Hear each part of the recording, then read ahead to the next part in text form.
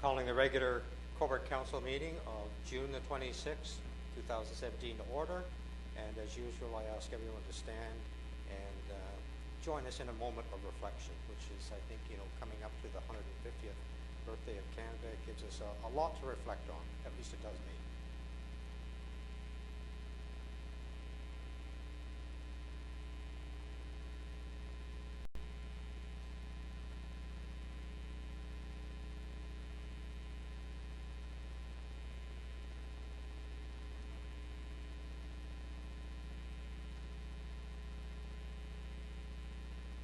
Thank you.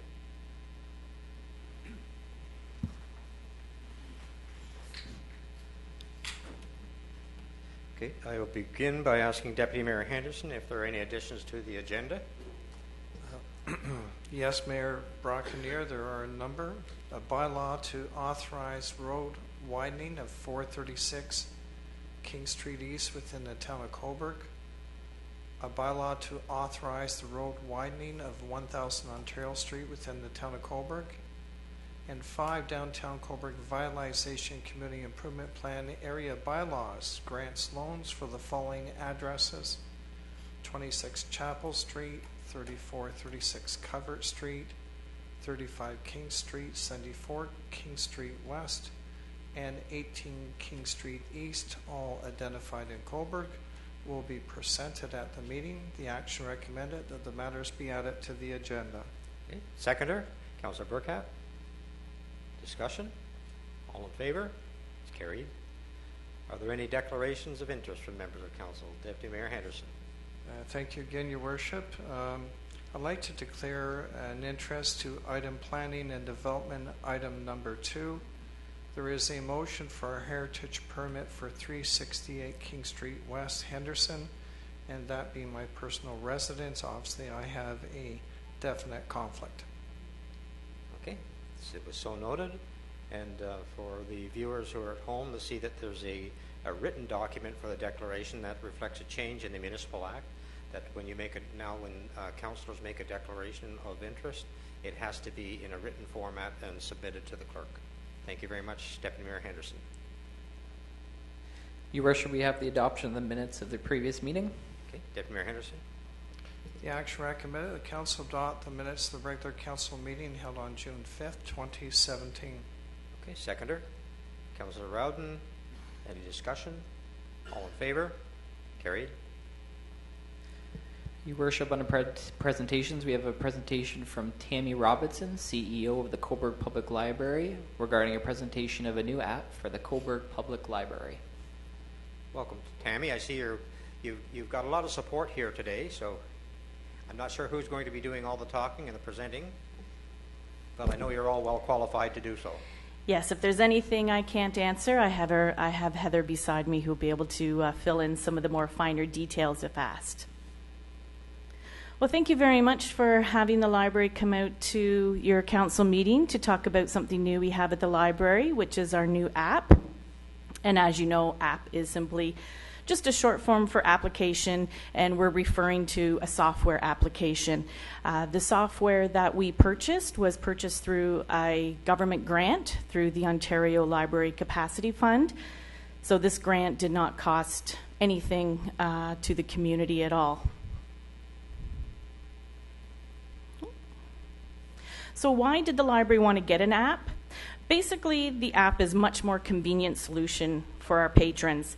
They'll be able to access their accounts and catalog with just the tap of an icon. The app will also eliminate the need for our patrons to navigate the website. Even though it's a new website, there's sometimes a few steps that you have to take before you can get to where you need to go. So everything in our app is laid out in a mobile-friendly format. And the app will also store all of the patrons' login information, so there's no need to go into it each and every time and re-enter all your information, your library card, your PIN number, and so on. Once you do it, it's there. You can just get in very quickly. Some of the features that we have, this is what the app looks like. So there's the search resources, and you can place holds on any items that you see at our library. You can also view everything you have checked out, anything you have on hold, and you can look at all the new materials we have coming into the library just on the app. You would just tap one of those icons to see that information. You can also get easily into the Overdrive Database, which we have, which is a database that has all of the library's ebooks and audiobooks. And this is great because you don't have to get out of the app to go back separately into Overdrive. You can do everything just, again, touch of the finger right in that exact same app with the library. You can also get to all the online resources. Novelist Plus, our program guide, which each of you receive in your mailbox. Different online resources, how to repair your car, tumble books for children. So there's lots of resources that you can get. The events calendar, you can know just at the tap of with your finger on one of those icons exactly what's happening on that day. And you can also look at where all the other locations we have are and what times they're open. And rather than try to find us on Facebook or Twitter, again, just a tap of the icon and it connects you to everything that we have: Facebook, Twitter, Instagram, and we also have a YouTube channel. And it's also easy to contact us. Again, just tap. Either you can send an email right away or it'll actually dial and phone us. The library app is very easy to use, and it's, as I said, much easier to navigate than our mobile website. This makes it more user-friendly for our less tech-savvy users, as well as for patrons who want to find the information they need really quickly. It has seamless integration with Overdrive, as I mentioned, which allows the users to search for the ebooks and access their Overdrive account and download the materials as well without ever leaving the library app. It has some really cool features too. So we have a section now for patron reviews. So on the left-hand side, you can see this patron checked out Club Dead. And they gave it a rating, so 3 out of 5 stars. They put a little blurb down below, and perhaps this will help someone decide if they want to read this book or not.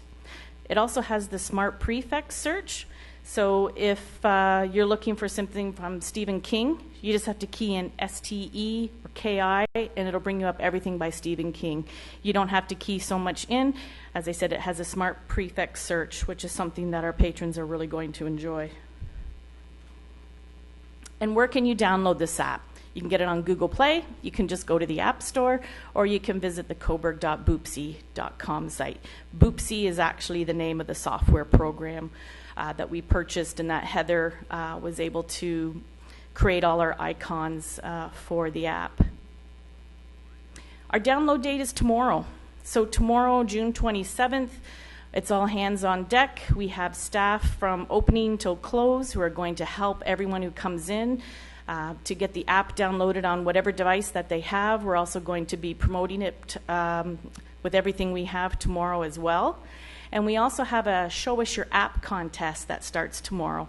So for every patron who comes into the library and shows us that they've downloaded their app, their ballot is going to go in to win a tech-themed gift basket. And there's some really cool techie items in there. And now we just have a little video for you to watch.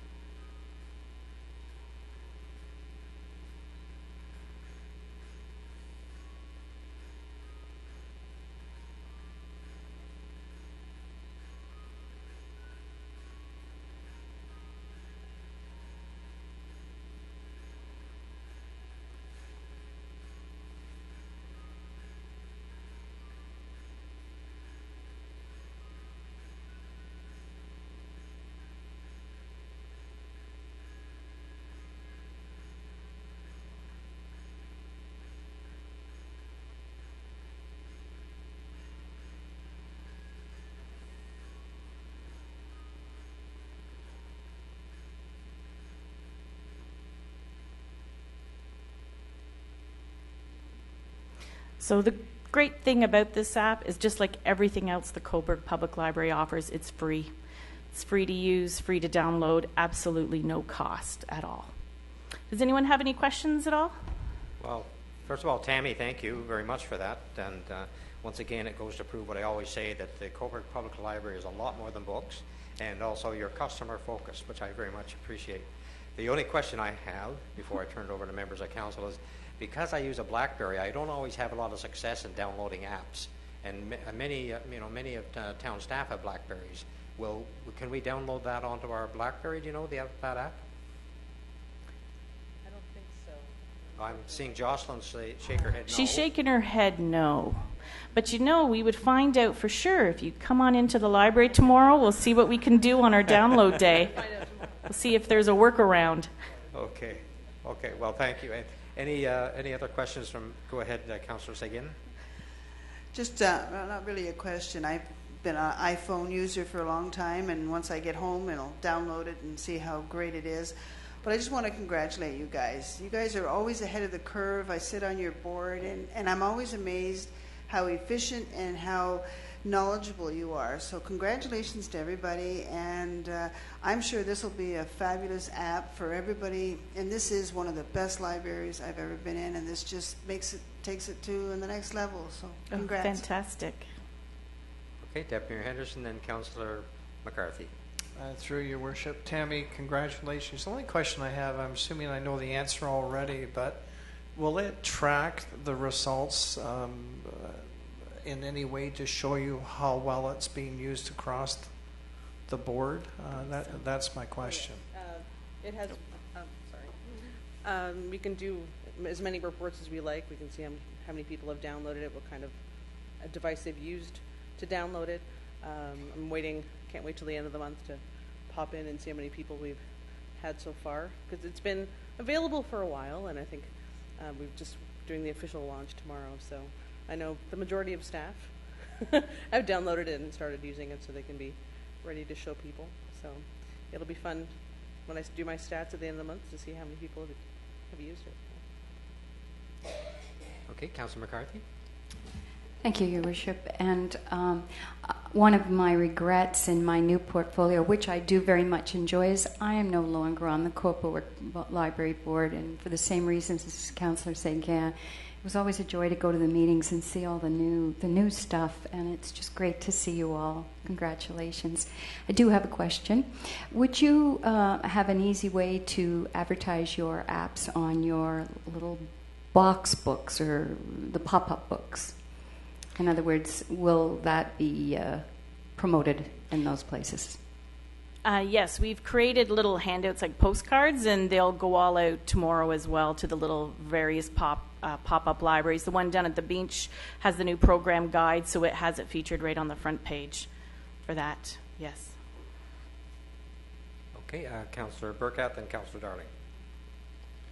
Just one question. Who entered all the data into the database for this app? Just curious. That was Heather. Well, it seems like there's a lot to it. I've got it here on my phone, and you've got a lot of summaries and all the kind of stuff that goes along with it. As well, I've noticed that you can check out what movies, like DVDs and Blu-rays, are also available. Yes, so Councillor Burchett had this downloaded before we even started, so he's been playing and exploring with it, so that's one more new stat for us, so we're very excited. And it was easy, wasn't it? Yeah. Yes, it was. Excellent. It's an iPhone. Yeah. Councillor Darling. Thank you, Your Worship. Again, congratulations. I'm sure everybody will find it very user-friendly. You said you got a grant for it. I'm just curious, how much was the grant? Well, the grant for the Ontario Library Capacity Fund in itself was $5,702. So we spent approximately, was it $1,500 for the software? It was about $1,500 for the software. Oh, yes. Very good. Now, is there a ongoing maintenance fee with this of some sort? There is. We signed a 3-year contract to continue with this, so hopefully through other grants we'll keep going forward, because I think once it's out there, there'll be no taking that back. That would not be a good day at all. Okay, thank you. Other questions? Well, tell me, Tammy, is there a prize for being the first person to download the app? Unfortunately not. If there was, that would be Heather. So we can't give prizes to our staff. Well, maybe out of the councillors, we could arrange something. So Councillor Burchett's at the library all the time, so I'm sure we could find something for him, maybe a He's got pen. he's got a young family. Councillor McCarthy. Well, I just downloaded it on my Surface Pro 3, so I win. Thank you.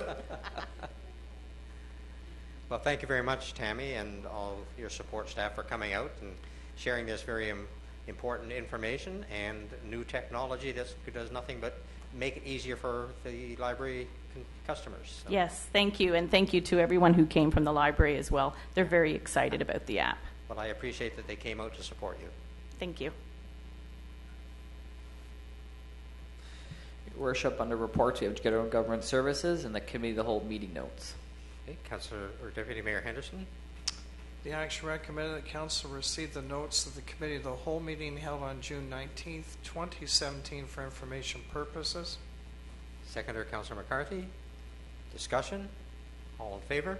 It's carried. Your Worship, under reports, we have Planning and Development Services and a memo from the Manager of Planning regarding an application to amend zoning bylaw 85/2003, 394 College Street, Coburg. Okay, Councillor Burkott.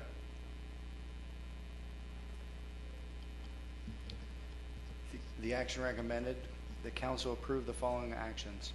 That the application be received by council and referred to the planning department for a report, and that the notice requirements of the Planning Act RSO 1990 as amended be implemented, including the scheduling of a public meeting. Okay, seconder, Councillor Seguin. Any comments, discussion? All in favor? Carried. Your Worship, on motions, we have General Government Services. Okay, Deputy Mayor Henderson. Thank you, Worship. Moved by myself, second by Councillor Seguin. Whereas the Committee of the Whole has considered a memo from the Chief Administration Officer regarding an update of the action plan for the 2015 through 2018 Council Strategic Plan for the Town of Coburg. Now therefore be it resolved that Council endorse the Town of Coburg 2015 through to 2018 Council Strategic Plan Components Update dated February 8, 2017, and further Council received the 2015 through to 2018 Council Strategic Plan Updated Action Plan dated June 19th, 2017 for information purposes. Moved and seconded, and we had this in front of us last week at Committee of the Whole for review. Any discussion at this point? All in favor? It's carried. Moved by myself, seconded by Councillor Seguin, whereas the Committee of the Whole considered a memo from the Chief Administration Officer regarding development charges for the Town of Coburg. Now therefore be it resolved that Council direct that the development charges background study be amended to include the recommended changes as presented in the Watson report dated June 6, 2017, and that the amended development charges background study be issued no later than September 1st, 2017, and further that with respect to specific policy issues identified by the working group, number 1, no exemption or reduction in development charges with respect to affordable rental housing projects be included in the bylaw. Number 2, the development charges as outlined in the amended development charges background study come into effect as of the passing of the bylaw with no phase-in period. And finally, number 3, that Council directs staff to develop a policy for Council to use when considering requests for deferred payment agreements as currently allowed as per Section 27 of the Development Charges Act. And I did, when this came before Committee of the Whole last week, I did mention that some of the developers were applying pressure to waive DC charges or reduce DC charges for multi-residential rental properties.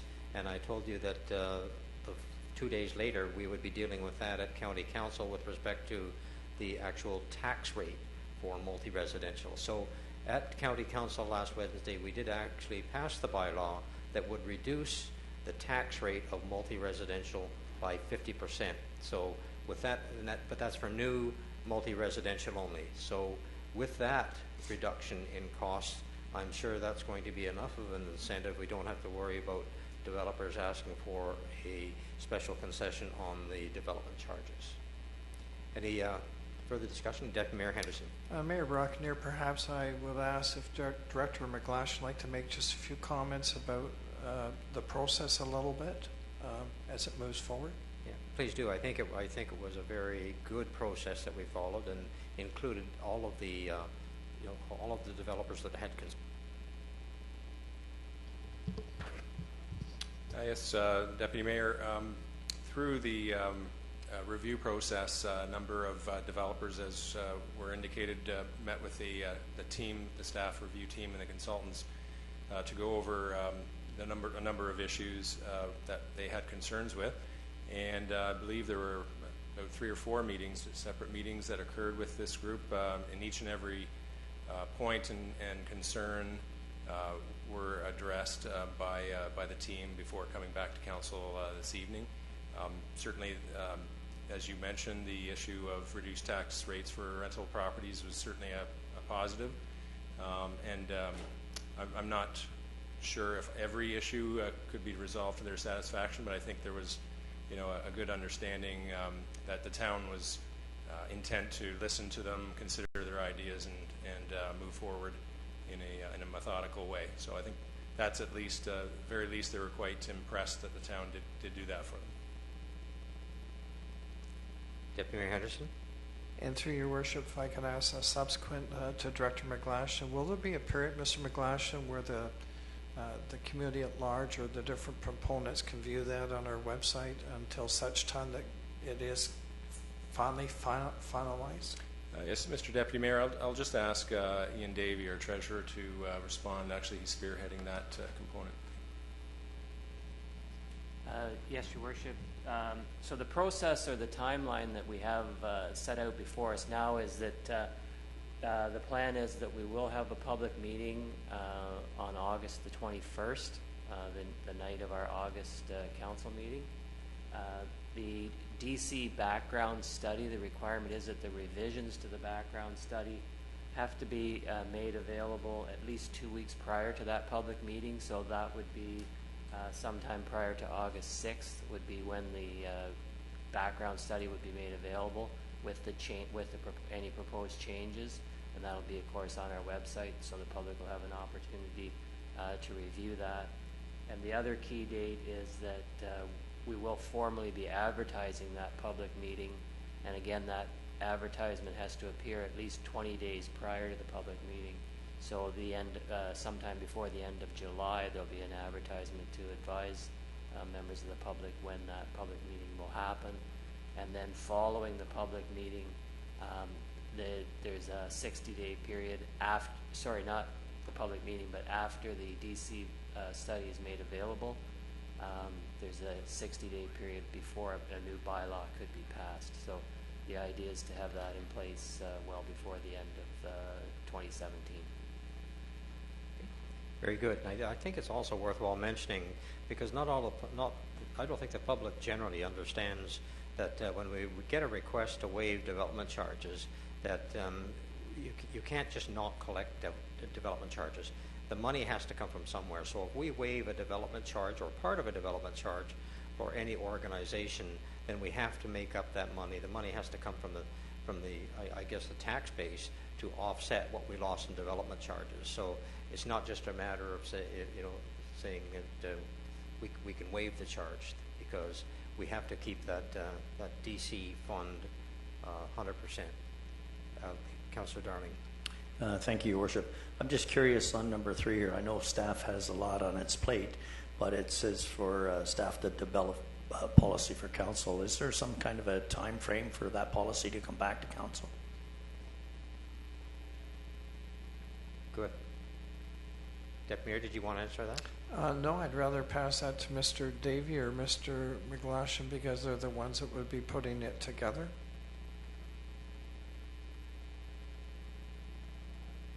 Yes, Your Worship. There isn't a specific time frame for when that will happen, but it is in the intention that it'll be coincidental with the new bylaw. And that makes sense. Yeah. Okay. Thank you. Okay, CAO Peacock. Yes, if I may, I think the other thing to keep in mind is in the east area there's actually a county DC as well. So we would have to align a policy with the county in that area as well. That's right. Thank you for reminding me of that. Further discussion? All in favor? It's carried. There's a move by myself, second by Councillor Segan, whereas the Committee of the Whole considered a memo from the Chief Administration Officer regarding the West Northumberland Transportation Review Committee. Now therefore be it resolved that Council approve the Town of Cobourg's participation in a Regional Transportation Review Committee, namely the West Northumberland Public Transportation Committee, and appoint Mayor Brockenier, Councillor Rowden, Public Works Coordinator, Stephen Peacock, Chief Administration Officer, Barry Thrasher, Director of Public Works, and Renee Champagne, Public Works Administrative Assistant, as the Town of Cobourg representatives on the committee. And further, that the committee be mandated to investigate needs, efficiencies, and effective delivery of public transportation services in West Northumberland through collaboration of existing public transportation service providers as outlined in the draft terms of reference for the committee and attached to the staff report as Appendix A. And it's my understanding that Port Hope Council passed a similar resolution last week to support this joint initiative. Councillor Rowden? Yes, Your Worship. And is this classed as an ad hoc committee? And will it include, as you just said, Port Hope's pastor, would there be two separate committees, or are we going to be a joint committee with the town of Port Hope? Well, we'll be a joint committee with the town of Port Hope. It's an ad hoc committee working through on a specific project for a finite period of time. It will not go on forever. Councillor McCarthy? Thank you, Worship. At the Accessibility Advisory Committee meeting on Wednesday, during my report, I informed the committee of this initiative, and it was suggested that at some point persons with disabilities have some input into the work of the committee, because apparently when another initiative was undertaken a few years ago and they weren't consulted, some things emerged from planning that in fact would have worked better and had to be changed. So they just thought if there is anything with consideration, obviously with the Act and the Wheels Trans and the routes with respect to disabled passengers, that they would have some input. And so I will ask Your Worship, how might that occur down the road? Because I'm looking at the terms of reference, and it seemed to say that they may come to council to give direction, but would it be understood that any changes would route through our advisory committees? Well, Councillor McCarthy, an important point, and of course one of our objectives is to fully service the handicap side of it, and that's one of the objectives of working together with Port Hope to make sure that the accessibility needs are fully met both in Port Hope and in Cobourg in a more efficient way than they are now. So I would suggest that all the minutes that come from our meetings and notes would go directly to your committee. Any other discussion? All in favor? Carried. Moved by myself, second by Councillor Segan, whereas the Committee of the Whole considered a memo from the Treasurer Director of Corporate Services regarding 2016 vacancy rebates for industrial and commercial buildings. Now therefore be resolved that Council approve the reduction of property taxes as of May 31st, 2017, as outlined in the 2016 vacancy report, an amount of $324,969.01 on the following basis: Town of Cobourg, $124,650.96. County of Northumberland, $70,811.20.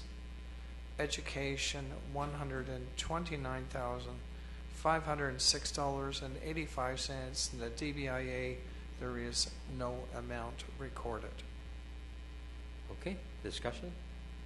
And again, just for the benefit of the public, although it doesn't give specific addresses or locations for the rebates, in the regular council meeting, every committee of the whole report has all the detailed information if you want to look that up. All in favor? Carried. Moved by myself, seconded by Councillor Seguin, whereas the Committee of the Whole considered a memo from the Bylaw Enforcement Policy Coordinator regarding amendments to the Municipal Community Grants Policy, FIN Amend 1 for the Town of Cobourg. Now therefore it be resolved that Council will adopt the Municipal Community Grants Policy amendments to provide decision-making criteria for Municipal Council when responding to requests for municipal community grants.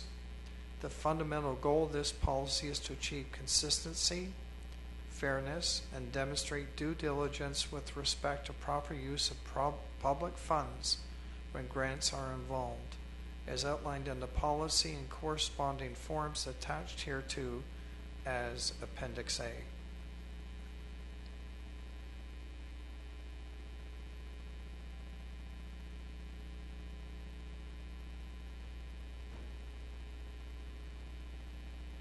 Sorry, got the wrong one. Okay, moved and seconded. Any discussion? Deputy Mayor Henderson? Not a discussion, just a point, Your Worship. With these amended changes, we worked very hard to make changes in the policy to meet the standard just described and read.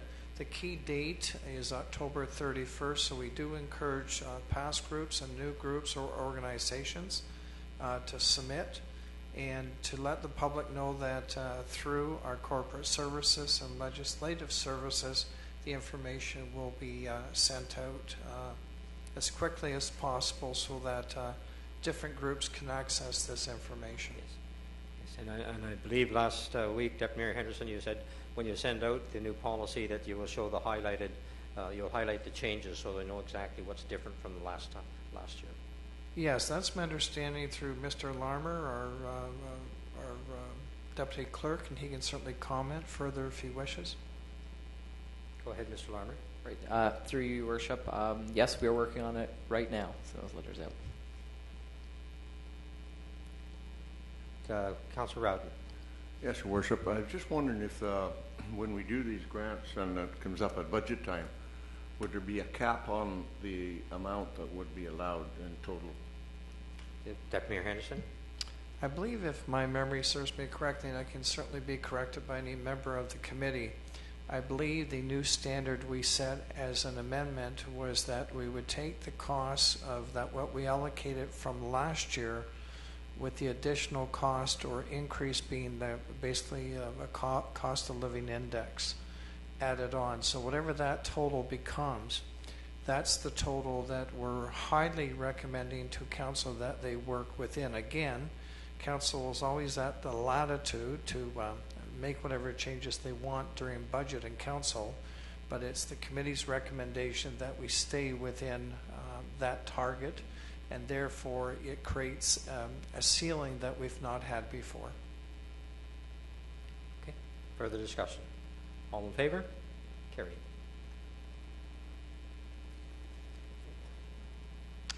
Moved by myself, seconded by Councillor Seguin, whereas the Committee of the Whole considered a memo from the Eastern Ontario Regional Network seeking support for a local resolution for improving cell services and building a public safety broadband network in Eastern Ontario. And whereas the revitalization of the economy of Eastern Ontario continues to be the primary objective of the Eastern Ontario Warrens Caucus, and whereas the Eastern Ontario Warrens Caucus, Inc., in its economic development strategy for Eastern Ontario, has identified the necessity of improving mobile broadband and cellular networks as critical to propelling innovation and economic growth in all sectors of the regional economy, including manufacturing, agriculture, and transportation services. And whereas the Eastern Ontario Warrens Caucus and the Eastern Ontario Regional Network have undertaken a detailed and comprehensive engineering analysis of the gaps in cellular coverage and capacity across the region, and whereas that analysis demonstrates the existence of significant gaps in both coverage and capacity that is impacting public safety, economic growth, and the quality of life for residents. And whereas EORN, on behalf of the EOWC, has prepared a full business case to support improvement and expansion of cellular networks and mobile broadband services across Eastern Ontario. And whereas establishing a public safety broadcast network known as PSBN for first responders is a national imperative. And whereas EORN is proposing the development of a public safety broadcast network pilot project covering the Eastern Ontario to support a national network. And whereas the Eastern Ontario Warrens Caucus has proven itself capable of designing, building, and delivering a major telecommunications project on behalf of the businesses and citizens of Eastern Ontario, Canada. Now therefore be it resolved that the Corporation of the Town of Cobourg hereby strongly supports submissions of the Eastern Ontario Regional Cellular Mobile Broadband Project as the region's highest economic development priority. And further, that the Council of the Corporation of the Town of Cobourg requests that both the MP and MPP work closely with the EOWC and the ORN on this essential infrastructure project. Okay. Moved and seconded. Discussion? All in favor of the motion? It's carried.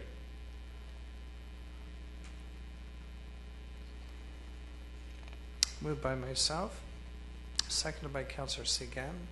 Whereas the Committee of the Whole considered a letter from Adam Burrell, Chair, Pride, Northumberland, dated June 9th, 2017, requesting raising of a Pride flag at Victoria Hall in the month of June 2017. Now therefore be it resolved that Council endorse the request from Adam Burrell, representing Northumberland Pride, lesbian, gay, bisexual, transgender, queer, known simply as LGBTQ, that the Pride flag be flown at Victoria Hall in the month of June 2017. Okay. Moved and seconded. Any discussion? All in favor? It's carried. Moved by myself. I'll need a seconder on this one. I'll see Councillor McCarthy's hand, so I'll say Councillor McCarthy. Whereas the Committee of the Whole considered applications to fill a vacant position on the Cobourg Downtown Business Improvement Area, known as the DBIA Committee. Now, therefore, be it resolved that Council appoint Claude Hardin as a member of the Cobourg DBIA Committee. Okay. Moved and seconded by Councillor McCarthy. All in favor? It's carried. Your Worship, we have the motions on Public Works Services. Councillor Rowden. Yes, thank you, Your Worship. And I'd just like to ask if it'd be okay to ask for an amendment to this as a rain date. We've had so much rain this year that we have down August the 12th as a curbside treasure hunt, and also add to the bottom in case of rain that we could have the August the 19th.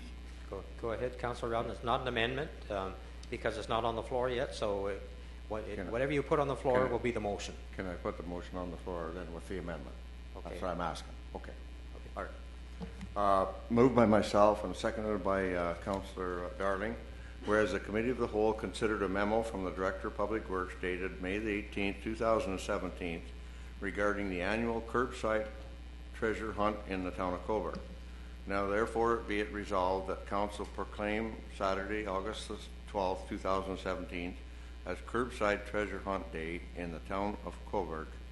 And in case of rain, the date would be August the 19th. Okay, and is this... And there's an amendment. And the seconder is in agreement with that? Okay. So it's moved and seconded. Any discussion? All in favor? Carried. Yes, Your Worship. And because we've had so much rain this year, I think we probably... I wish we were immune to it for a day or two, but I kind of wonder about that. Well, I was kind of hoping it would be over by August. Yeah. Your Worship, we have the motions under Planning and Development Services. Okay. Councillor Burkett. Thank you, Your Worship. First motion tonight, Moved by myself and seconded by Councillor Darling. Whereas the Committee of the Whole considered a memo from the Director of Planning and Development regarding a request for an extension to draft plan of subdivision approval, West Park Village Phase 5, Van Dyke Group of Companies.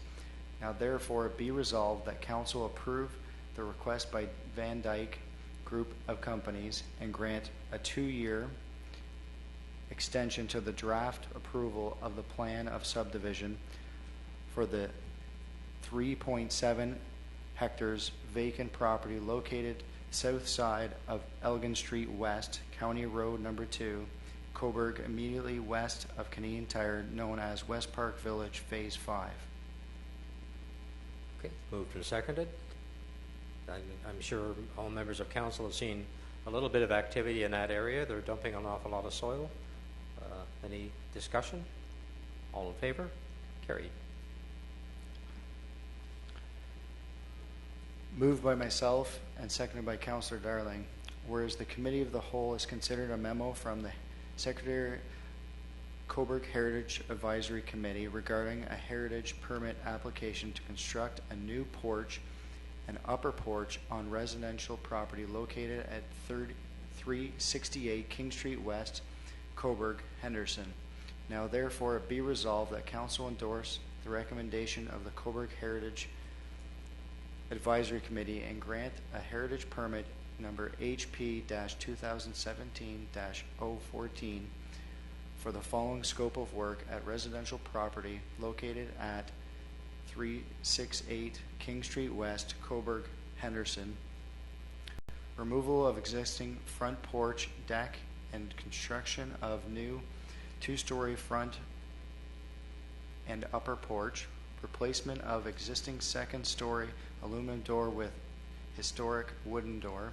Installation of 17 new wood storm windows recreated with original glass in new wood frames and including the replacement of 4 existing aluminum storm windows on the 2nd story, removal of exterior coach lights, and installation of a single new exterior light fixture on the 1st story of the front porch,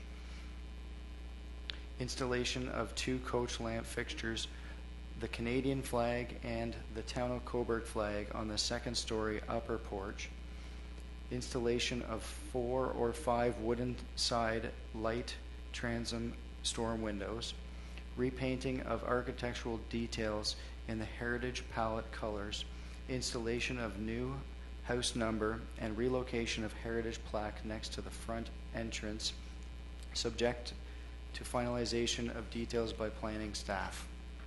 Okay. Discussion? All in favor? It's carried. Moved by myself and seconded by Councillor Darling.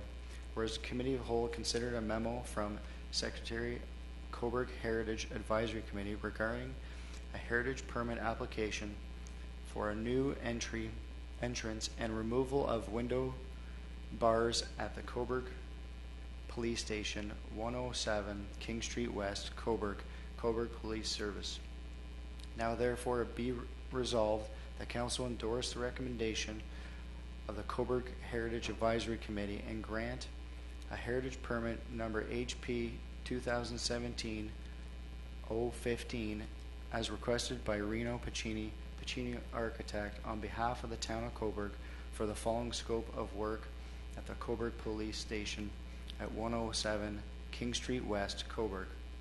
Removal of the metal bars from 8 windows and repair surrounding brick, and removal of existing stairs and platform, and construction of a barrier-free front entrance including new stairs, platform, and ramp, subject to finalization of details by planning staff.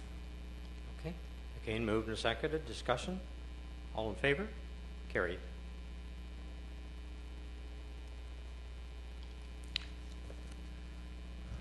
Moved by myself and seconded by Councillor Darling. Whereas the Committee of the Whole considered applications to fill a vacant position on Coburg Heritage Advisory Committee. Now therefore be resolved that council appoint Felicity Pope as a member of the Cobourg Heritage Advisory Committee. All in favor? Carried.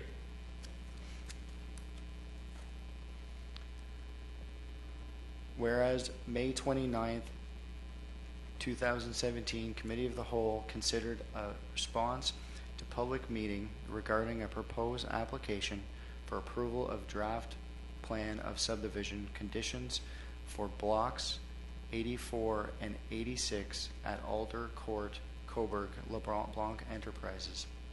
Now therefore be resolved that council approve the attached plan, draft plan of subdivision conditions for blocks 84 and 86 and at Alder Court, Cobourg, LeBlanc Enterprises.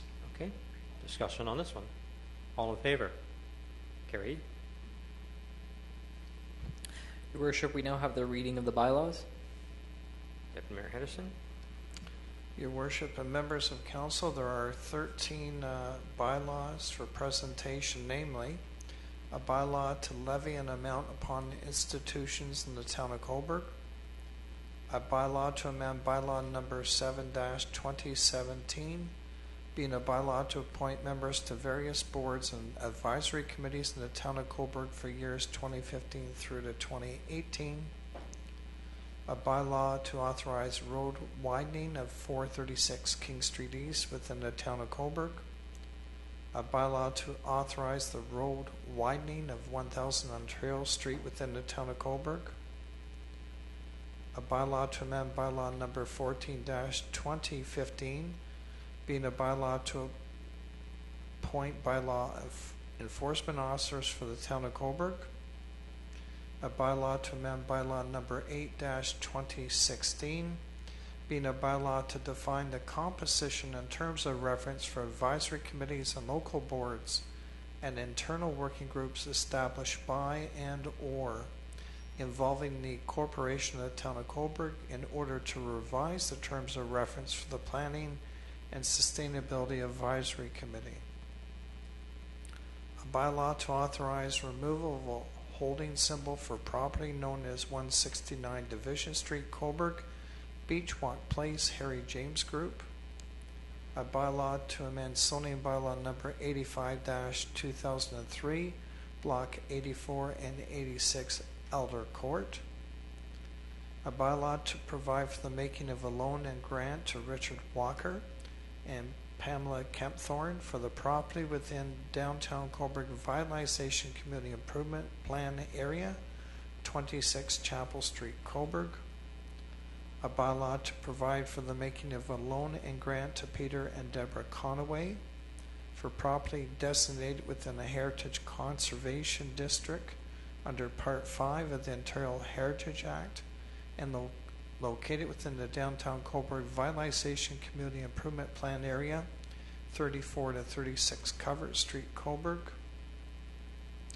A bylaw to provide for the making of a loan and grant to 2472479 Ontario Inc. Lou Trazio for property designated within the Heritage Conservation District under Part 5 of the Ontario Heritage Act and located within the downtown Cobourg Revitalization Community Improvement Plan Area, 35 King Street, West, Cobourg. A bylaw to provide for making of a loan and grant to Four Directions Limited, Jim and Kim Miller, for property designated within a Heritage Conservation District under Part 5 of the Ontario Heritage Act and located within the downtown Cobourg Revitalization Community Improvement Plan Area, 74 King Street, West, Cobourg. A bylaw to provide for the making of a grant to Lawrence White for property within the downtown Cobourg Revitalization Community Improvement Plan Area, 18 King Street, East Cobourg, and I move that first reading be given these bylaws. Seconder, Councillor Darling. All in favor? Carried.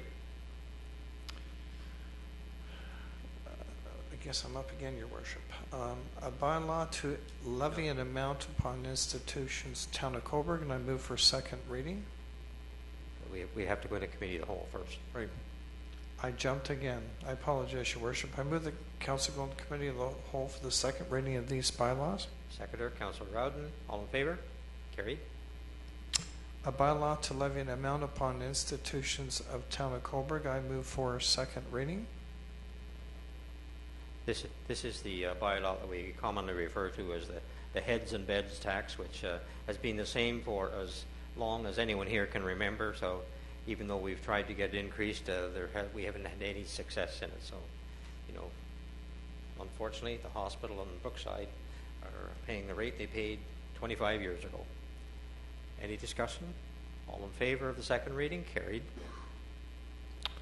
A bylaw to amend bylaw number 7, 2017, being a bylaw to appoint members to various local boards and advisory committees in the Town of Coburg for years 2015 through to 2018.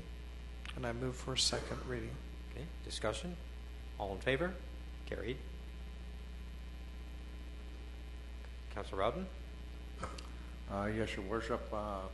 A bylaw to authorize the road widening of 436 King Street East within the Town of Coburg, and I give a second reading. Could you just let everyone know where 436 is? Yeah. That's the new dental? The new dental office. The new dental office east end of Coburg, and yeah, road widening there. Opposite Coverdale. Okay. Yeah. All right. Discussion. All in favor? Carried. And a bylaw to authorize the road widening of 1000 Ontario Street within the Town of Coburg. And I believe this is opposite the mill on Ontario Street, and of course it's routine road widening there. Sure. I'll give it a second reading. Okay. Discussion. All in favor? Carried.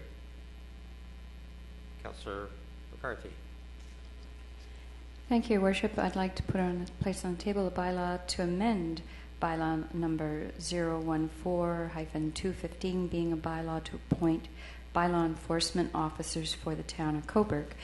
The list of the appointed individuals are in Schedule A, and I'd just like to point out that there is one staff member no longer with us that's appointed under Economic Community Development, Lars Scott, so this will have to be updated, and the person that would be filling that position be put there. Do I have to read the names of everybody? No? Okay. You could just, what you could do is just make sure that you could make, this take second reading with the amendment of Lars, or the Economic Community Development Officer, be removed. Okay. So I will place an amendment that the name Lars Scott be removed. And just basically for folks in town during this busy season, we have a whole bunch of staff members who are authorized to enforce bylaws in their various areas. And it runs the gamut of all the departments, and then also parks and the marina and legislative services, and even the Shelter of Hope, as well as our bylaw enforcement officers with Maxima. So I'd also like to point out that our new Town of Coburg Municipal Enforcement Officer is listed there, and her name is Nikki Maffei, and she's been in place now for about 3 weeks, I would say. Yeah. So Nikki's in charge of making sure things run smoothly during all the time, but particularly during the heavy season. Any questions? All right. So I'll place the motion. All those in favor? Oh, yes. So I just really do want to have that position, don't I? I do apologize. That's okay, Councillor McCarthy. You moved it for a second reading, and everybody voted for it. Thank you, Worship. Okay, Councillor Burkett. Your Worship. One, a bylaw to amend bylaw number 008-2016, being a bylaw to define the composition and terms of reference for advisory committees and local boards and internal working groups established by and or involving the corporation of the Town of Coburg in order to revise the terms of reference for the Planning and Sustainability Advisory Committee. I move this for second reading. Okay, discussion. All in favor? Carried. Number 2, a bylaw to authorize removal of the holding H symbol for property known as 169 Division Street, Coburg, Beachwalk Place, Harry James Group. I move this for second reading. Discussion? All in favor? Carried. Number 3, a bylaw to amend zoning bylaw number 85-2003, block 84 and 86, Alder Court. I move this for second reading. Discussion? All in favor? Carried. Number 4, a bylaw to provide for the making of a loan and grant to Richard Walker and Pamela Kepthorne for property within the Coburg or downtown Coburg Vitalization Community Improvement Plan area, 26 Chapel Street, Coburg. I move this for second reading. All in favor? Carried. Number 5, a bylaw to provide for the making of a loan and grant to Peter and Deborah Conaway for the property designated within the Heritage Conservation District under Part 5 of the Ontario Heritage Act and located within the downtown Coburg Vitalization Community Improvement Plan area, 34 to 36 Cover Street, Coburg. I move this for second reading. Discussion? Councillor Rowden? Yes, Your Worship.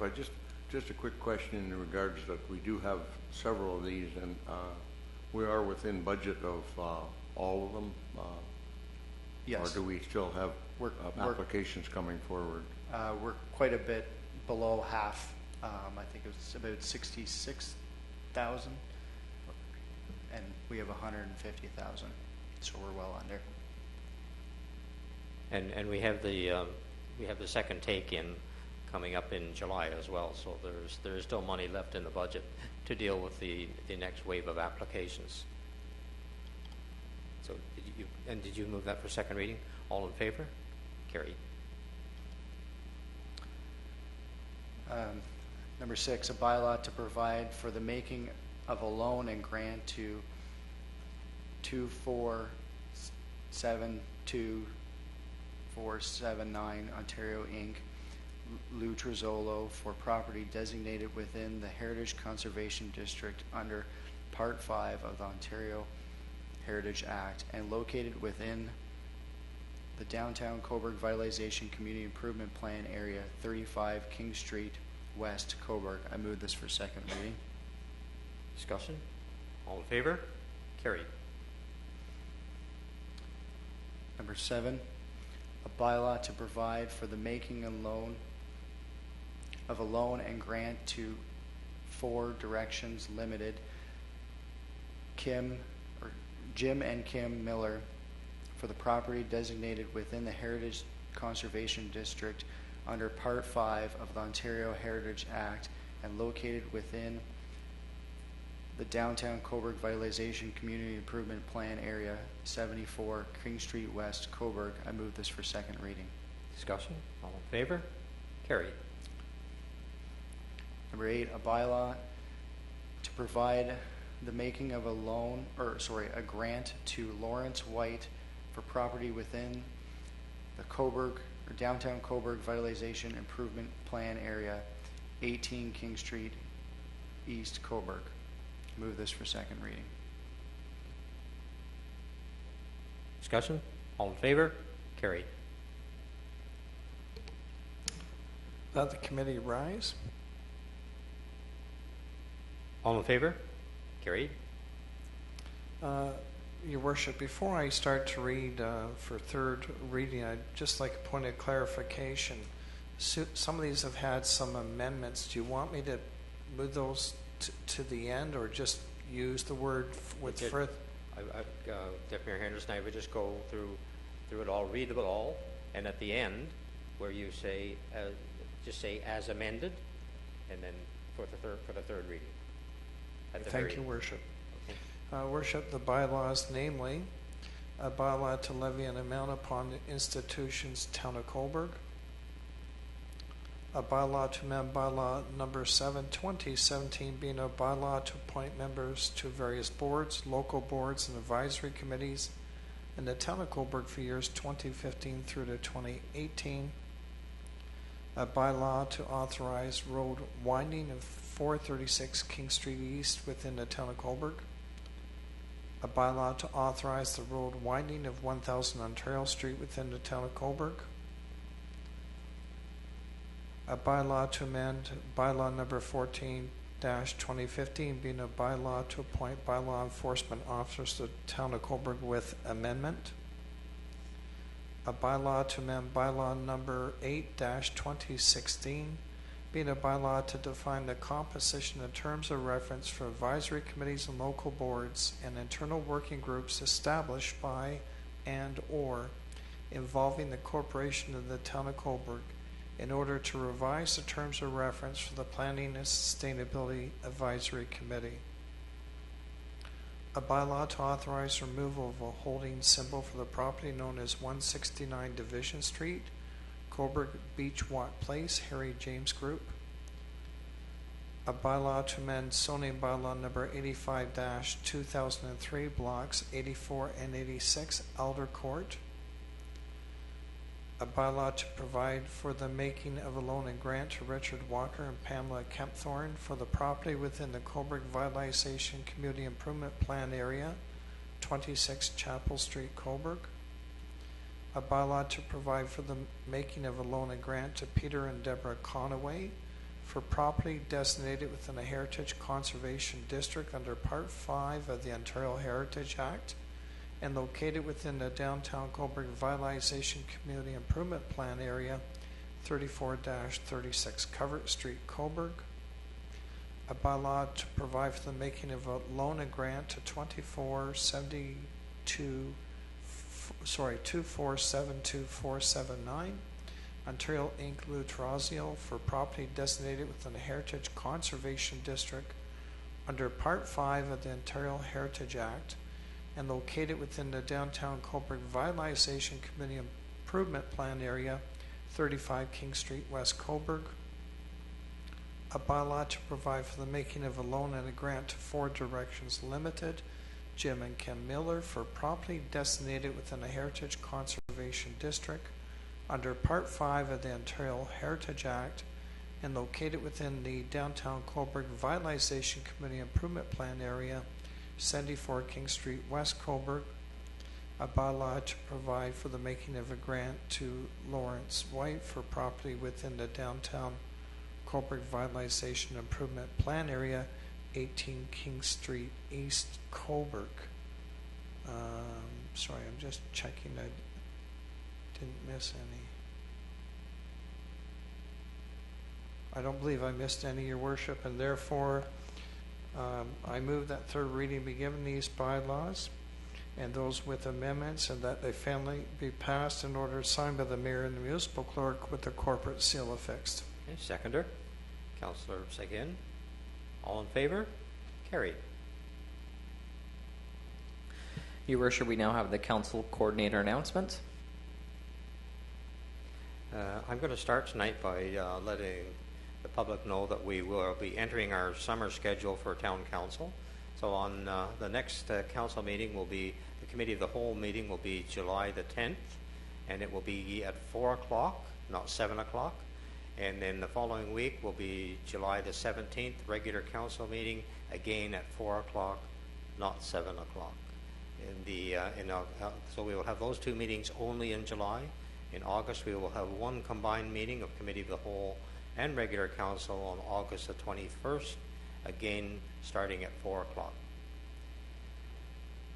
And on economic development, our economic development department has continued on with their business visits.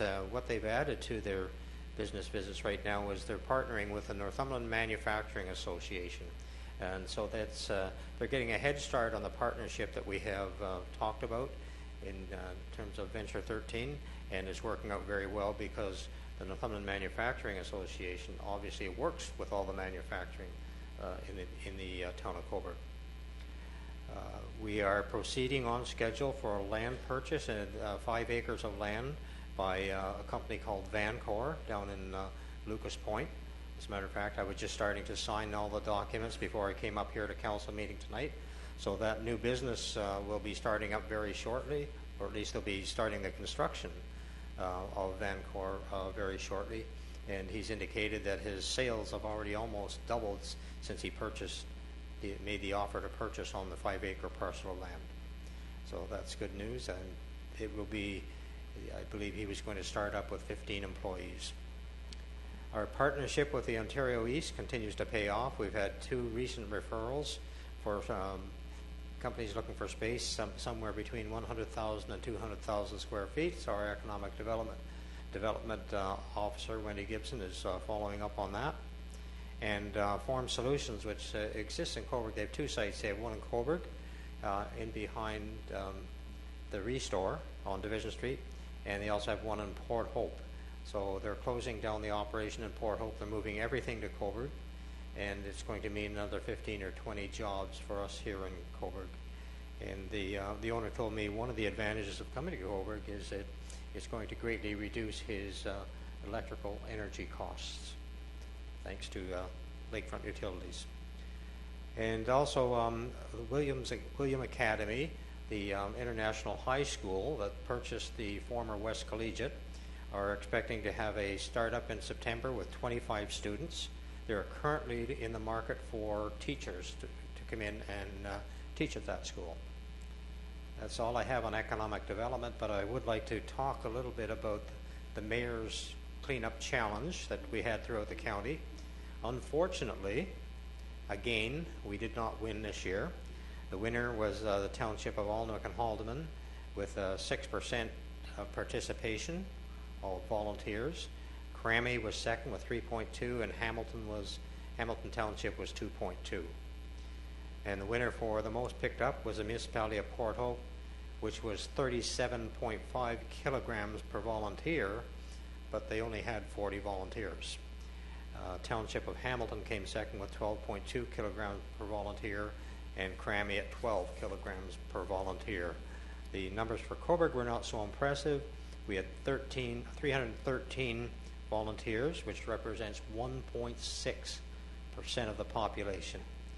We collected, on the average, we collected 8.1 kilograms per volunteer. So I guess we will have to speak with our communications officer as to how we get people out next year, and I'd like to see us move further up the ranking when it comes to cleaning up litter in the town of Coburg. And that's the end of my report. Deputy Mayor Henderson. Thank you, Worship. I just want to say how pleased I was as I participated in 3 events recently. Certainly a walk a mile in her shoes, which I hate to say I enjoyed. High heels, so don't take that the wrong way, and it was for a very good cause. I was also pleased to be part of Flag Day, both for Rotary, the Rotary Harbor Park. You'll see the 3 new flag posts as you enter the waterfront, and of course for Pride Day, with the flag being flown here at Victoria Hall. Lastly, we have indicated tonight about development charges background study. I won't say anything more because I believe the details were reiterated appropriately by both Director McClashen and Director Mr. Davey. So that speaks volumes, and you can see, Council, that we're on track as we promised as we proceed to the fall with development charges. I believe our drop dead date, and Mr. Davey can correct me, but I think it's something like January 3rd or 5th of 2018, that we cannot exceed that date under any circumstance, and I believe we're in good stead for the fall. So that is my report. Thank you. Councillor Darling. Thank you, Your Worship.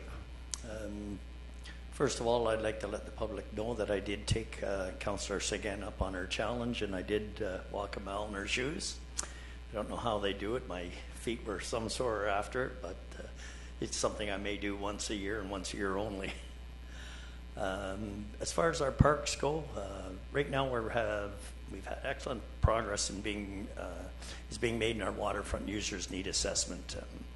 We're continuing to get an unprecedented level of public engagement, and we're really pleased that the direct mailing postcards that we sent out on June 19th, asking everybody in town to participate and advising them of it. Since then, we've had 300 additional surveys come in since those cards went out, bringing us to a total of 1,800 surveys.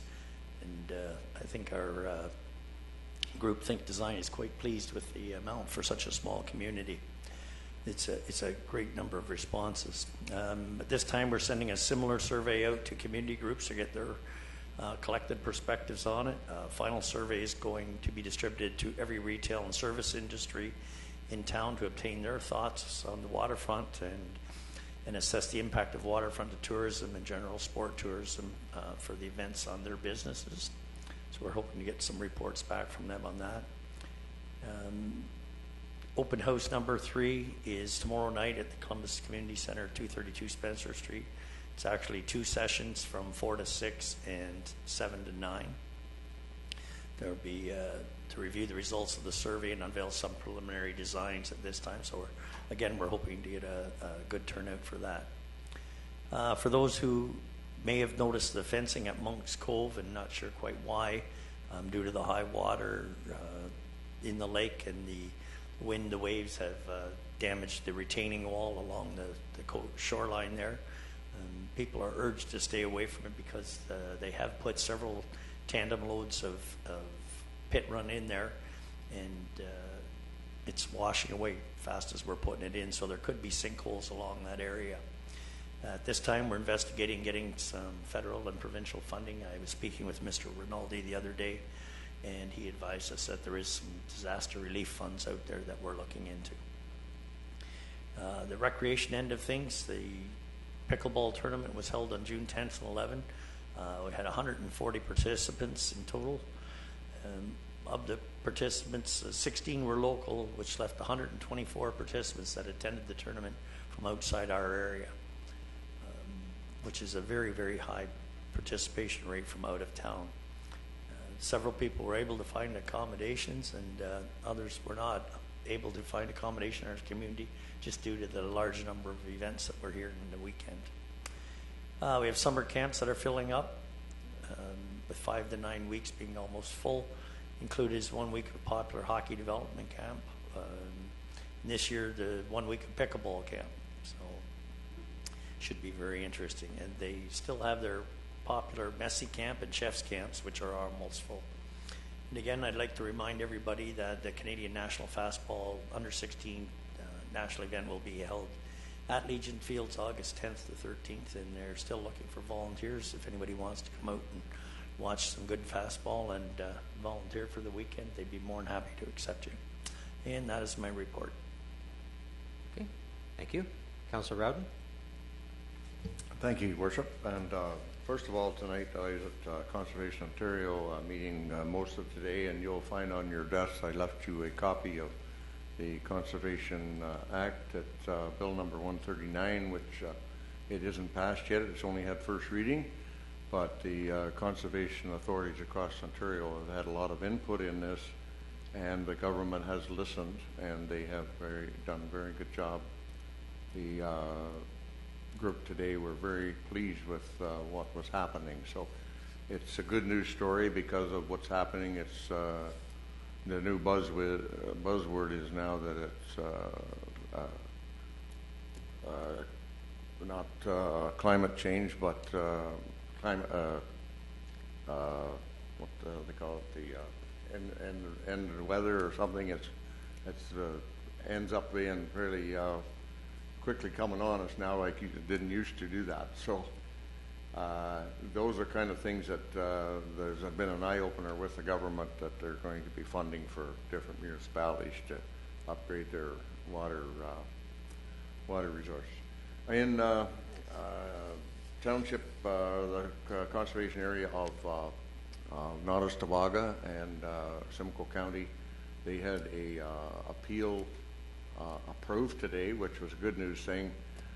There was a person up there that would have sent an example across Ontario if they'd have got away with it. They built a home. They were told they couldn't do it in the flood-prone area, And they went ahead and built it anyway because they owned property without permits, either from the Conservation Authority or the thing. And a judge heard their case in the first review, and he went against the Conservation Authority. So they appealed it to the Supreme Court of Ontario. It cost a fair little bit of money, but it saved a lot of money across the province eventually, because we just won the appeal this March, and those people now have got to demolish the house, take it down. And they also got to pay for a permit to take it down now, a demolition permit. So the new judge made the proper decision. So it's a kind of a eye-opener for people out there that don't go ahead and do something unless you get the proper permits. And with this inclement weather now, it's not good for doing these things. The other item, we have construction still underway on James Street, and I'm glad that people are patient because of the weather we've had. The contractors tried to do the best they can, but we've had kind of a wet season for construction. And the Hardin Street Bridge is still going ahead. They've done very well on that. They keep it open for the pedestrians every day. And Kerr Street, from Division to Darcy Street, is the design work is being in progress. And meetings were held last week with the property owners on the south side. So we're getting somewhere with that area. The design of Midtown Creek Stormwater Pond is progressing, and the next step is an archaeological study. And public information session was held on June the 8th, and there was a fair turnout, a good number of people. I think good response, Mr. Thrasher. And the roads crew have been busy with events on road closures lately, and of course with the rainy weather, they've had quite a few closures as well, and I hope the public are certainly patient enough to attend to these detours that we're having. That it's not a kind thing that Mother Nature's giving us. And they've also done a lot of sidewalk repairs and sewer flushing. The grass gets cut even though it rains, but they're getting behind a little bit each day sometimes. So. Anyways, the other item is too, and I hope the people in West Park Village will be patient with the contractors up there. They're trying to get a new park built, and I know there's a lot of dirt. We've had a lot of complaints from the New Amherst area, but being it is a full construction area with 2 phases of subdivision going in, it's something that the construction companies, they have to move it, and they have to move it with big equipment, and they're trying to do it as economical and as efficiency as possible. So we're trying to work with the construction companies to keep it as clean and as easy on them as possible in that area. So, and that, Your Worship, is my report. Okay, thank you. Councillor McCarthy. Thank you, Your Worship.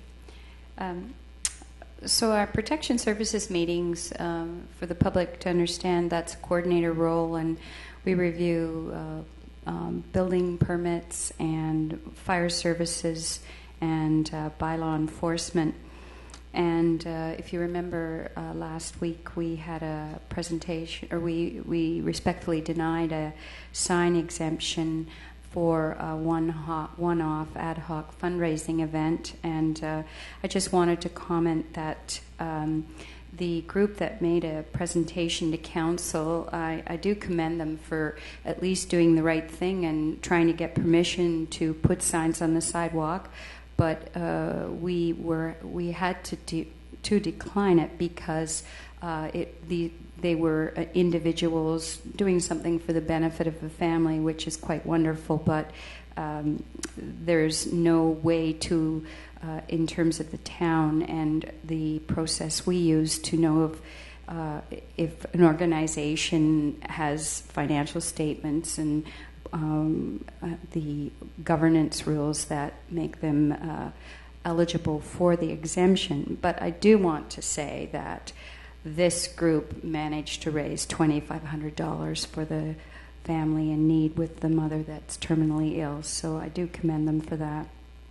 The Accessibility Advisory Committee, we created, I should say Desta McAdam, the staff planner, created a site plan checklist for accessibility. Many municipalities have that, and we adapted one for ourselves. And it was quite wonderful to have this tool where we just methodically went through the checklist for all aspects of the AODA for 4 site plans. There's a lot going on here, and it just helped us zero in and recognize where something was compliant or something was missing, and that was very helpful. With respect to the new sidewalk at Abbott Boulevard, as you know, Council is waiting for a report from Public Works on an inventory of the sidewalks that need to be put in place in the town, and for priority listing of those projects. And it could be that Abbott Boulevard will come out on top, but we'll eventually find out. But Mr.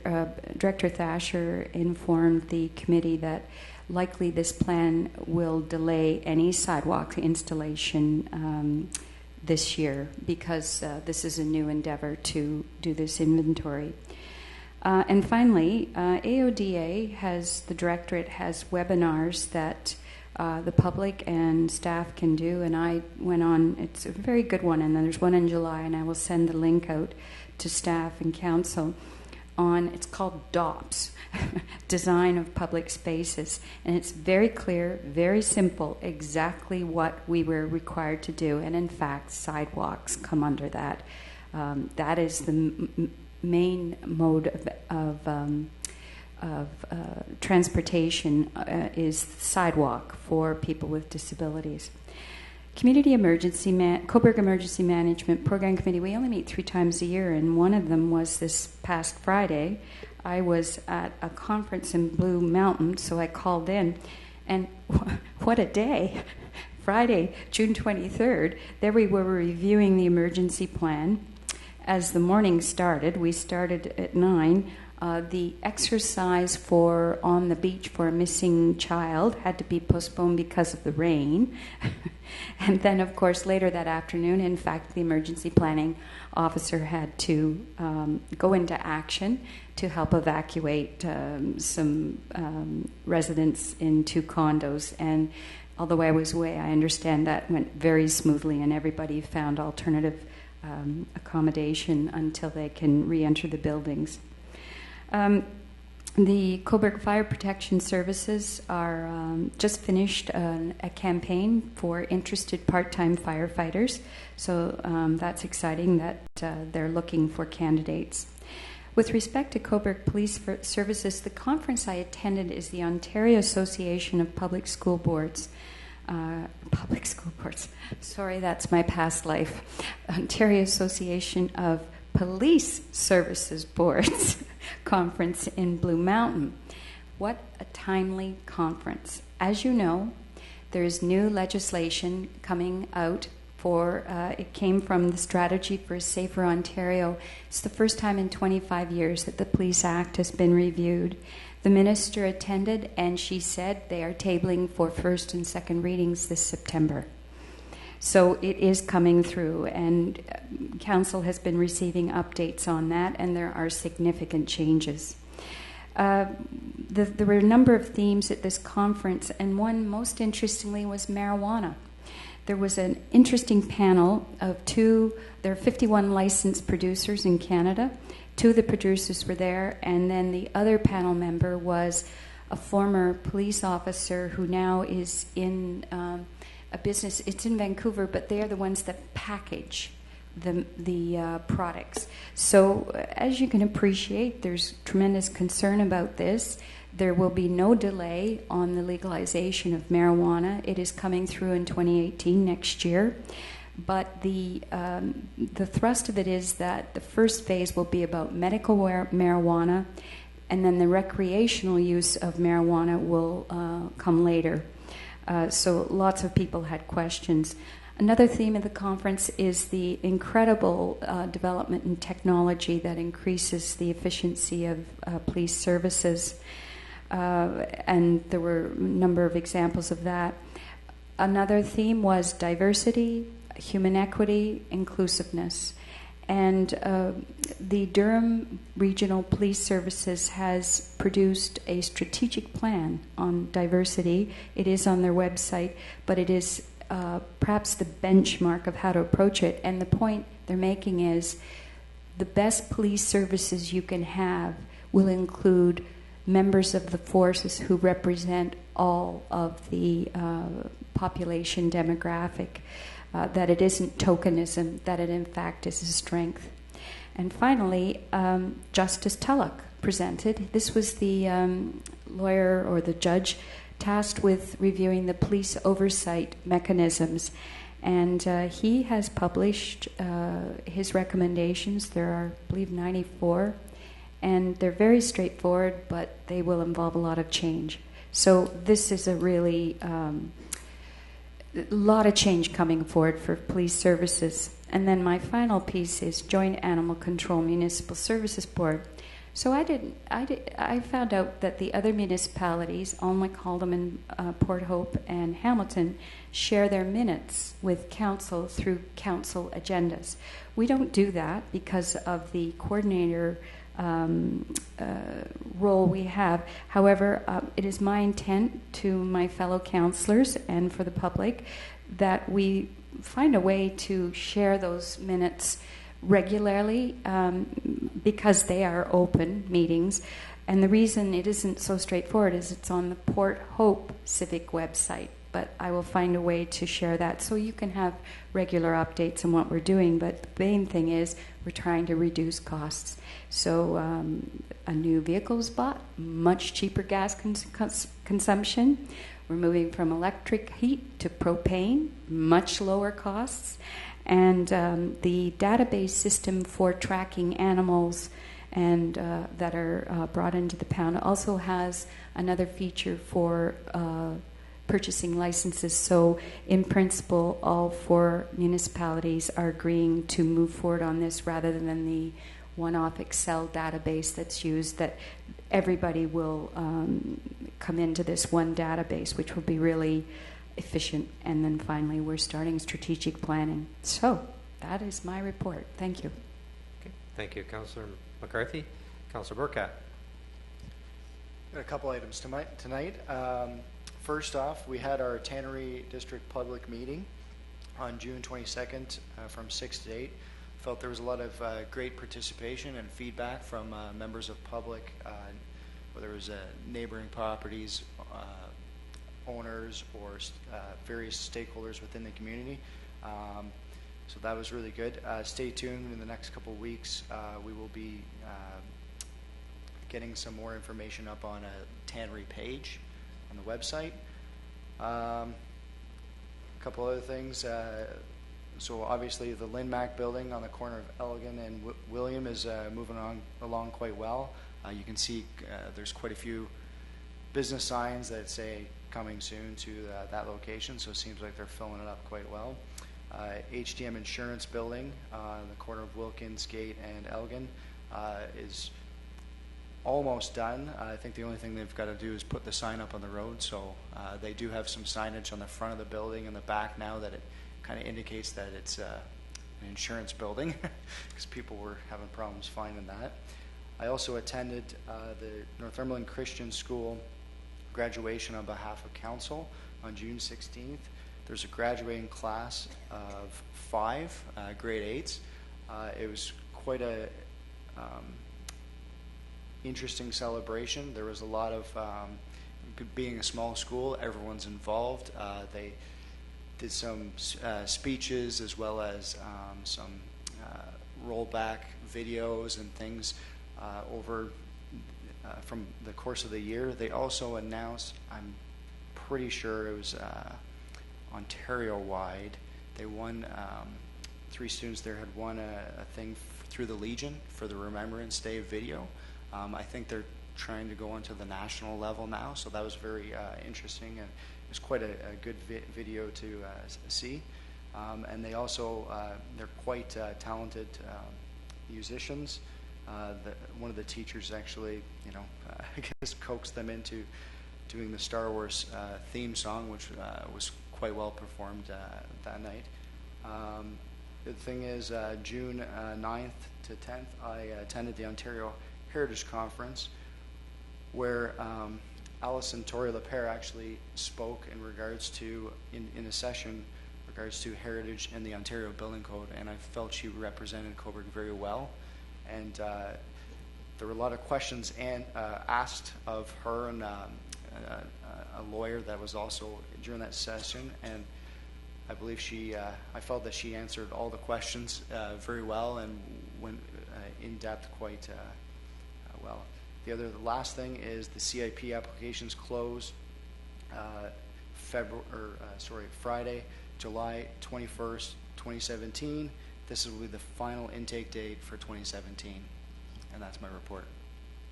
Okay, thank you. Councillor Seguin. Thank you, Your Worship. I just wanted to say how proud I was to be part of the flag raising for the Rotary. President Elaine was thrilled, not with the weather. The weather was absolutely horrible, but we had a good crowd come out, and Your Worship, it was great to have you there. Also for the Pride event, raising that flag, it was great to see Cobourg do that for the first time ever, I believe, and I think everyone appreciated the municipal support. Following that rainy day at the flag raising, we were invited to the Cobourg Police Station, and the children from C.R. Gummel presented a beautiful banner for 150 Canada, and it was really cute. It was nice to see Grandpa Darling over here just watching his little granddaughter, but it was these children were so excited, and the reason they did this was because in 1910, I believe, they had a picture of other students in front of what was then the armories doing the same thing. So it was nice to bring it a little bit of history with a little bit of Canada 150. Speaking of Canada 150, we all have our T-shirts on today, and it's kind of nice that, thank you for Alison Purdy for getting these all made for us, and hopefully we'll be able to wear them again on Canada Day.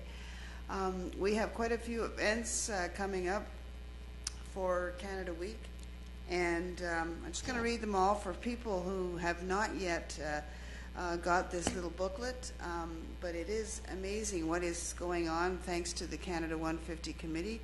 Of course, Canada Day on July 1st with a parade and giant fireworks. Canada, also on July 1st, the time capsule will be opened. July 1 to 3rd is the Cobourg Waterfront Festival, and that'll, hopefully the rain will hold off for that, and for Canada Day Parade as well. The Confederation Afternoon Tea, talked to Linda Kay and Carol Farron, and the tickets were very slow. So if you're thinking of going to the Confederation Tea, it's only $15, and they're really hoping that they get a good turnout for that. It's actually at the waterfront. July 5th is Cobourg will attempt a Guinness World Record. Also July 5th is 150 Day, and there's a list of the participants on the website that are offering various specials for 150 Day. July 6th is Cobourg, Cobourg Tartan Day has been rescheduled until the tartan for the mayor actually comes in. July 7th, Iron Ore Car Day. July 8th, Old Fashioned Family Picnic and Music in the Park. And July 8th, the time capsule will close. And again, another set of fireworks. So certainly a lot to do, and you can check out Cobourg2017.com with all those events and much more. Thursday night, the Art Gallery of Northumberland, again with a 150 theme, will be presenting their 150 at the AGN. And the opening reception is Thursday at 7 p.m. And join us as we celebrate the opening of this exhibit, curated by Sheila Stewart from the AGN's permanent collection. A lot of people are often asked, what is in that permanent collection? So this is the opportunity to fill the gallery with the amazing works that we have in there. Cobourg Downtown BIA They had another grand opening 2.0 held on the 22nd of June. We were joined by MP Lou Rinaldi, Deputy Mayor John Henderson, Councillor Brian Darling, and DBIA Chair Adam Bureau. 4 new businesses were officially opened, and again, the rain held off, so we are happy about that. Craft Food House at 201 Division Street with Nuno Tizzeria and Chef Z. They are a restaurant serving healthy, delicious, and locally sourced food, which is an amazing trend that a lot of people are looking for, and they're right in Cobourg. Just Things, Kristen Sonia, I don't have a last name, they're at 20 King Street East, and they have Just Things there. Trinket and Treasure Boutique, they call it. Artisan Trophy, Christina Vindegrav, I probably pronounced that wrong, 79 King Street West, and it's a beautiful store. Quality supplies for needle and fiber arts with a variety of knitting, embroidery, sewing, quilting, and beadwork materials. And just a lovely young lady. She was there with her husband and their little daughter, 18-month-old. And I love the fact that these young entrepreneurs are investing in our downtown, have done an amazing job cleaning up this store, and hopefully we wish them well. So we're trying to direct all kinds of people there. And Sakura Sushi, Jennifer Chow at 96 King Street West, and it's a former fish and chip store, and they are now serving all kinds of Japanese and Korean cuisine. So also with regard to tourism, as of today, the office within the Market Building is now open 7 days a week, and as the new tourism office. Marie Dressler House will no longer be used for tourism information. This is a more central and convenient location, and very shortly will become the DBIA also new office. So that collaboration will work really well, we hope. The grand opening there will be held on Tuesday, July 4th at 3 p.m., just before the Confederation Tea. The Cobourg Community Center will also have tourism info, as will the Marina Campground and the Concert Hall box office. So certainly no shortage of places to get information. And also with the DBIA, we are working on a new event this year, an art walk and a possible battle of the brushes. We're inviting local artists to come forward so we can have art come alive on the downtown. And we're hoping this will be the last week in August, third week in August, sorry. And finally, I represented Your Worship and Council to offer Margaret Ben a 90th birthday certificate. She didn't have a clue who I was, but I did offer the certificate on behalf of the town, and at 90 years old, I just sat down and congratulated her, and she doesn't have your recognition, Your Worship, but it was a fun afternoon, and I think these elderly citizens love to see someone from the town show up and congratulate them. So it was a highlight of my Sunday that day. Thank you. Thank you, Councillor Seguin, and we have questions from the Deputy Mayor, then Councillor McCarthy. Just one question to you, Councillor Seguin. I know a lot of people are interested, obviously, in our Canada Day Parade. Do you have a time that's starting? Because I've heard conflicting times.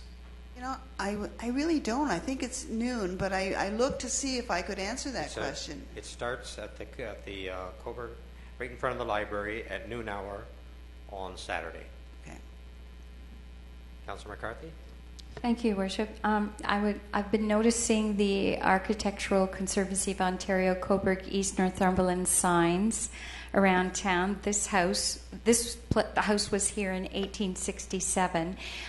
Is there a program or a list of all the homes, or do we just go around and walk? We actually did a full afternoon of distributing those signs yesterday, and the response is fabulous. People are kind of watching us as we walk up their stairs and steps and saying, "Oh, I was hoping I'd get one of those."